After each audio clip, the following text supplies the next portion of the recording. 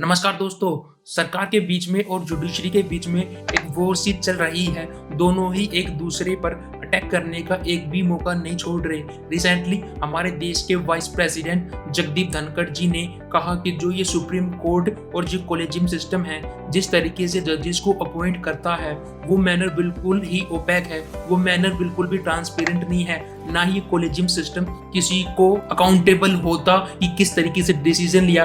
Actually ये collegium system किस तरीके से कोई डिसीजन लेता है, ये डिसीजन लेने का जो मैनर है बिल्कुल भी ट्रांसपेरेंट नहीं है।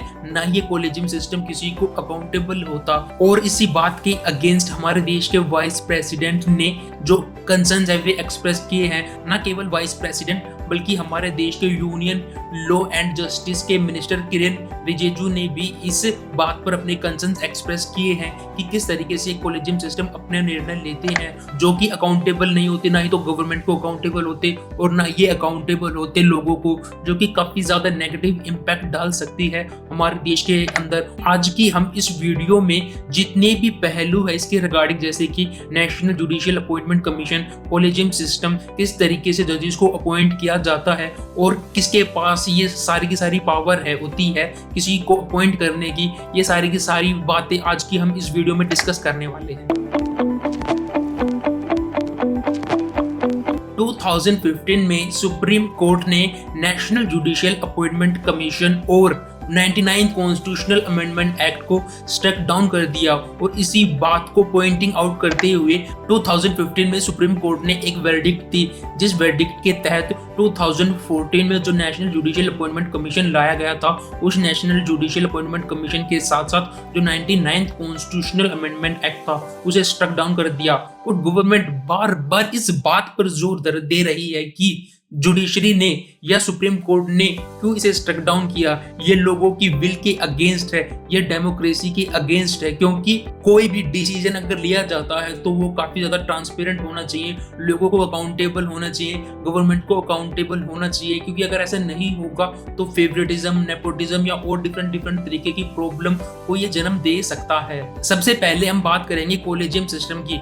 जो कॉलेजियम सिस्टम होता है, जजेस को अपॉइंट करना और उन्हें ट्रांसफर करने का काम इस कॉलेजियम सिस्टम का होता है। इस कॉलेजियम सिस्टम को किसी पार्लियामेंट एक्ट के अकॉर्डिंग नहीं बनाया गया है, बल्कि इस कॉलेजियम सिस्टम को सुप्रीम कोर्ट के जो जजेस की जजमेंट है उनके थ्रू बनाया गया है। और इसके जो इवोल्यूशन की अगर हम स्टेजेस देखेंगे तो जो फर्स्ट जज केस है वो 1981 में हुई थी, फिर 1993 में, फिर 1998 में। और इन सभी केस के थ्रू ही इस कॉलेजियम सिस्टम को वेल तरीके से बनाया गया और इम्प्लीमेंट भी कर दिया गया। और इस कॉलेजियम सिस्टम की हेड यानी कि अध्यक्षता वो चीफ जस्टिस ऑफ इंडिया ही करते हैं। तो हम अब बात करते हैं कि किस तरीके से ये कॉलेजियम सिस्टम जजेस को अपॉइंट करता है। एक्चुअली कॉलेजियम सिस्टम में जितने मेंबर्स होते हैं, जो कि मैंने आपको बताया, ये डिसीजन लेते हैं कि किनको सुप्रीम कोर्ट के अंदर, हाई कोर्ट के अंदर जज बनाया जाए, चीफ जस्टिस बनाया जाए, या फिर किसी की भी अपॉइंट करनी है तो ये कॉलेजियम सिस्टम में डिसीजन लेता है।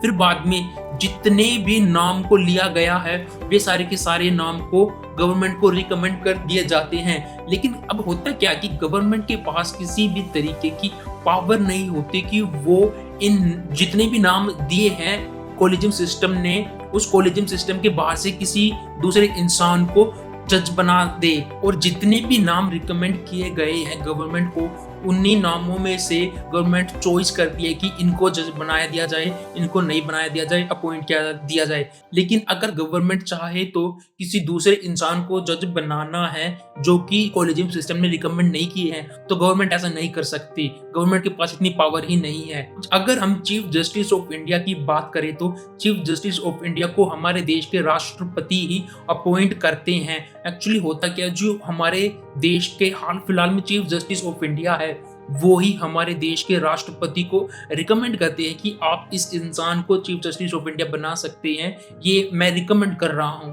लेकिन अगर हम प्रैक्टिकली बात करें तो अभी तक सीनियोरिटी के लेवल पर ही चीफ जस्टिस ऑफ इंडिया बनाए गए हैं आज तक। अब हम बात करेंगे कि इस कॉलेजियम सिस्टम में एक्चुअली प्रॉब्लम क्या है, गवर्नमेंट को किस बात से प्रॉब्लम है। सबसे पहले तो जब जुडिशरी के अंदर जजेस को अपॉइंट किया जाता है तो इसमें जो एग्जीक्यूटिव है यानी कि गवर्नमेंट है, गवर्नमेंट का बिल्कुल ज्यादा रोल नहीं होता। इसमें जुडिशरी ही अपने मन मर्जी से किसी को अपॉइंट कर सकती है और ये कॉलेजियम सिस्टम नेपोटिज्म और फेवरेटिज्म जैसी चीजों को और ज्यादा बढ़ावा देता है और ये चेक्स एंड बैलेंसेस के प्रिंसिपल के अगेंस्ट है। यानी कि एक्चुअली मैं आपको इसको एक एग्जांपल के थ्रू समझाता हूँ। हमारे देश के अंदर 3 ऐसे ऑर्गन हैं जो हमारे देश को चलाते हैं, एक तो एग्जीक्यूटिव, लेजिस्लेटिव और जुडिशरी। तीनों ही अपने आप में इंडिपेंडेंट है कोई भी डिसीजन लेने के लिए। लेकिन अगर कोई भी ऑर्गन अपनी पावर से ज्यादा पावर को एक्सरसाइज करता है तो उस पर रोक लगाने के लिए जो 2 ऑर्गन है वे आ जाते हैं कि आप अपने इस पावर से ज्यादा पावर को यूज नहीं कर सकते। अब हम बात करेंगे कि इस कॉलेजियम सिस्टम को इम्प्रूव करने के लिए क्या कोई डिसीजन लिए गए थे।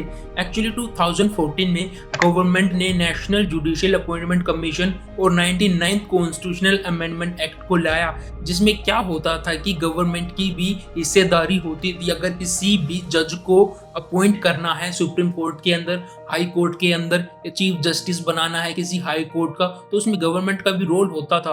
वो आपको इस तरीके से समझ में आएगा जब आप नेशनल जुडिशियल अपॉइंटमेंट कमीशन की कंपोजिशन को पढ़ेंगे। नेशनल जुडिशियल अपॉइंटमेंट कमीशन में हमारे देश के chief justice of India, 2 senior most जजेस of supreme court, the law minister of India और 2 एमिनेंट पर्सनैलिटी जो कि सिलेक्शन कमेटी के द्वारा चूज किए जाएंगे। और इस सिलेक्शन कमेटी में हमारे देश के chief justice of India, prime minister, leader of opposition party इन लोकसभा, ये सारे के सारे उन 2 एमिनेंट मेंबर्स को चूज करेंगे। और इस तरीके से होता क्या था कि गवर्नमेंट के पास भी पावर होती थी किसी जज को अगर अपॉइंट करना है या किसी जज को अपॉइंट नहीं करना। और इस तरीके से होता क्या था कि गवर्नमेंट अकाउंटेबल होती है लोगों को, यानी कि अब हम पता लगा सकते हैं कि किसी जज को अपॉइंट किया गया तो क्यों किया गया है, किस बेसिस पर किया गया है। लेकिन 2015 में जुडिशरी ने इसे स्ट्रक डाउन कर दिया और कहा कि ये जो बेसिक स्ट्रक्चर ऑफ कॉन्स्टिट्यूशन है उसको वायलेट कर रही है। Actually basic structure of constitution इस पॉइंट ऑफ व्यू से बात करें तो हम बेसिक स्ट्रक्चर ऑफ कॉन्स्टिट्यूशन में इंडिपेंडेंट जुडिशरी की बात की गई है, यानी कि जुडिशरी अपने आप में ही इंडिपेंडेंट है। इसमें गवर्नमेंट का किसी तरीके का रोल नहीं है, गवर्नमेंट इससे दूर ही रहे, यही हमारे कॉन्स्टिट्यूशन कहता है। अब ये जो बेसिक स्ट्रक्चर डॉक्ट्राइन है हमारे भारत के संविधान की, इसका मतलब क्या होता है? अगर आप बेसिक स्ट्रक्चर की बात करें तो इसे कहीं भी हमारे देश के संविधान के अंदर एक्सप्लेन नहीं किया गया है, ना ही तो मेंशन किया गया है। एक्चुअली इसका आइडिया ये है कि पार्लियामेंट कोई भी ऐसा कानून पारित ना करे जो हमारे देश के बेसिक स्ट्रक्चर को ही चेंज कर दे, चाहे वो कॉन्स्टिट्यूशनल अमेंडमेंट के थ्रू या फिर अगर सेंट्रल लेवल पर जो गवर्नमेंट है वो पूरी तरीके से मेजोरिटी से आ जाती है या फिर सारी की सारी सीट्स ही सेंट्रल गवर्नमेंट के हाथों में आ जाती है, तब भी वो हमारे देश के बेसिक स्ट्रक्चर को चेंज नहीं कर सकती। अब ये basic feature of Indian constitution क्या होते हैं? सबसे पहले हम बात करेंगे सुप्रीमेसी ऑफ द कॉन्स्टिट्यूशन, यानी कि जो कॉन्स्टिट्यूशन है वो ही सबसे ऊपर है, इस कॉन्स्टिट्यूशन को कोई भी खत्म नहीं कर सकता। और इसके जो बेसिक फीचर है वो सेंट्रल गवर्नमेंट भी नहीं खत्म कर सकती या इसको रिड्यूस कर सकती। और फिर बात आती है unity and sovereignty of India, democratic and republic form of government, federal structure of the constitution, secularism, separation of power है, individual freedom, rule of law, judicial review, parliamentary system, rule of equality. तो ये different features है हमारे देश के जो constitution है उसके। तो दोस्तों आज की वीडियो में बस इतना ही। मैं अपना ओपिनियन बस आप पर नहीं थोप रहा हूँ, आपको मैंने सारे फैक्ट्स बता दिए हैं इस इशू के रिगार्डिंग। अब आपको डिसीजन लेना है कि क्या सही है क्या गलत है।